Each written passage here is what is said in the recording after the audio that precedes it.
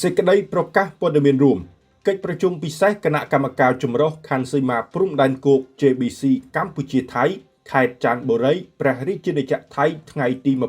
21-22 ខែតុលាឆ្នាំ2025 1. កិច្ចប្រជុំពិសេសគណៈកម្មការចម្រុះខណ្ឌសីមាព្រំដែនគោក JBC កម្ពុជាថៃបានធ្វើឡើងនៅខេត្តច័ន្ទបុរីនៅថ្ងៃទី21-22 ខែតុលាឆ្នាំ2025គណៈប្រតិភូកម្ពុជាដឹកនាំដោយឯកឧត្តមឡាមជារដ្ឋមន្ត្រីទទួលបន្ទុកលេខាធិការដ្ឋានកិច្ចការព្រំដែននៃព្រះរាជាណាចក្រកម្ពុជានិងជាសហប្រធានគណៈកម្មការចម្រុះខណ្ឌសីមាព្រំដែនគោក JBC កម្ពុជាថៃភាគីកម្ពុជាគណៈប្រតិភូថៃដឹកនាំដោយឯកឧត្តមប្រាសាវិនិច្ឆ័យទីប្រឹក្សាក្រសួងការបរទេសនៃព្រះរាជាណាចក្រថៃនិងជាសហប្រធានគណៈកម្មការចម្រុះខណ្ឌសីមាព្រំដែនគោក JBC ថៃកម្ពុជាភាគីថៃ 2. កិច្ចប្រជុំបានធ្វើឡើងក្នុងបរិយាកាសមិត្តភាពនិងស្និទ្ធស្នាល 3. ភាគីទាំងពីរបានឯកភាពប្រគល់ភារកិច្ចជូនអនុគណៈកម្មការបច្ចេកទេសចម្រុះព្រំដែន JTSC កម្ពុជាថៃដើម្បីសាងសង់ឡើងវិញនៅបង្គោលព្រំដែនចំនួន15តាមគំរូដើមបង្គោលជំនាន់បារាំងនៅទីតាំងដែលភាគីទាំងពីរបានឯកភាពគ្នាលើទីតាំងដើម 4. ភាគីទាំងពីរបានឯកភាពសាងសង់ឡើងវិញនៅបង្គោលព្រំដែនលិចទឹកចំនួន3នៅទីតាំងដែលភាគីទាំងពីរនឹងឯកភាពគ្នា 5. ភាគីទាំងពីរបានឯកភាពពន្លឿនការកែសម្រួលបែបបទបច្ចេកទេស TOR ឆ្នាំ2003តាក់ទងនឹងការផលិតផែនទីអូតូហ្វូតូចំណុចទី4ជំហានទី2នៃ TOR ឆ្នាំ2003ដោយប្រើប្រាស់បច្ចេកទេសថ្មីដូចជា LiDAR Light Detection and Ranging ដើម្បីពន្លឿនការងារវាស់វែងនិងខណ្ឌសីមាព្រំដែន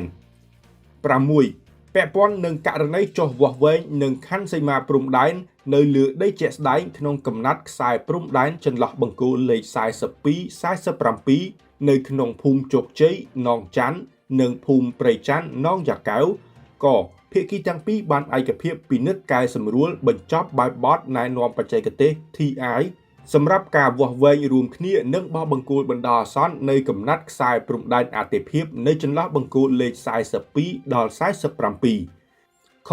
បន្ទាប់ពីបញ្ចប់ការវាស់វែងនិងបោះបង្គោលបណ្ដោះអាសន្នព្រមទាំងទទួលបានការយល់ព្រមពីរដ្ឋាភិបាលរៀងខ្លួនភាគីទាំងពីរនឹងស្នើសុំយោបល់ពីរដ្ឋាភិបាលរៀងខ្លួនដើម្បីពិនិត្យសម្រេចលើការបង្កើតយន្តការសមស្របណាមួយសម្រាប់ធ្វើការកែសម្រួលកាន់កាប់និងអាស្រ័យផលរបស់ភាគីទាំងពីរ គោលការបោះបង្គោលបណ្ដោះអាសន្នគឺធ្វើឡើងក្នុងគោលបំណងបម្រើឲ្យការវាស់វែងប៉ុណ្ណោះដោយមិនត្រូវប៉ះពាល់ដល់ខ្សែព្រំដែនអន្តរជាតិកម្ពុជាថៃ ខ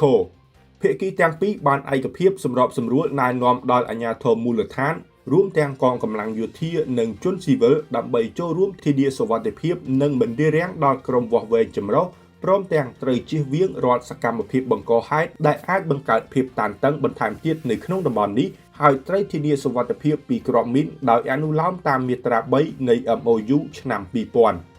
7. ភាគីទាំងពីរបានឯកភាពថាកិច្ចប្រជុំបន្ទាប់របស់គណៈកម្មការចម្រុះខណ្ឌសីមាព្រំដែនគោក JBC នឹងប្រព្រឹត្តទៅនៅសប្តាហ៍ទី1នៃខែមករាឆ្នាំ2025នៅខេត្តសៀមរាបព្រះរាជាណាចក្រកម្ពុជា